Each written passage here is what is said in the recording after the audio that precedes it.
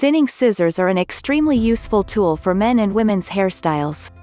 In this video, I won't talk too much about the joys of thinning scissors, but more how to use them at home, at school or at the salon and barbershop. There are three main things to consider when using thinning scissors. 1. The type of hair you are thinning. 2. The type of thinning scissor you are using. 3. How to hold and actually use the thinning scissor. Step 1. What type of hair are you thinning?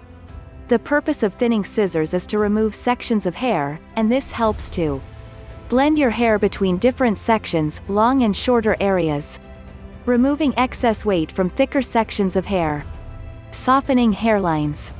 You start with hair cutting scissors, then at the end, you use the thinning scissors to help improve and perfect the final hairstyle. If you are cutting thicker and strong hair, then you definitely need to use thinning scissors to free up the extra weight. However, if your hair is thinner, then you might only need to use thinning scissors to blend sections of hair together. Step 2. What type of thinning scissors are you using? The three main types of thinning scissors include the texturizing and blending scissors 20 to 30 teeth, chomper thinning scissors 10 to 16 teeth, and thinning scissors 30 to 40 teeth. The texturizing and blending thinners and blending and finishing thinners have more teeth, usually with minimal space between and V-shaped edges, and are perfect for giving hair a lighter look and blending areas together. For situations when you have dense clusters or thick hair, the chomper thinners are great at removing chunks of hair to allow for a lighter feel and look. The most common type of thinning scissors will have over 30 to 40 teeth and are great at blending sections of hair together for men and women. Step 3. How to hold and use thinning scissors. Now we can jump right into the specifics of how to use and hold hair thinning scissors. We will keep this short and sweet, so you can get started. Step 3.1. How to hold thinning scissors. The steps to hold your hair thinning scissors is: 1. Place your ring finger inside the smaller hole. 2. Place your thumb in the larger hole. 3. Your pinky finger resting on the handle's hook. 4. Your middle finger and index finger resting on the handle. 5. Then use your thumb to open and close the thinning scissor blades. The proper and best way to hold your scissors is a simple one.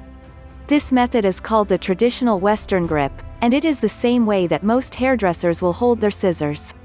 When holding your hair thinning scissors, make sure the blade with the teeth are always facing upwards. Step 3.2. How to use thinning scissors. Using hair thinning scissors is easy as opening and closing the blades. You can grab a section of hair between your index and middle finger, then thin the hair under your fingers. Thinning scissors are used at the end of the haircut, as they allow you to blend, texturize and remove any excess hair. How to use thinning scissors to remove thick hair and texturize.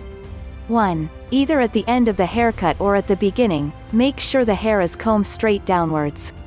There should be no knots or tangled sections of hair.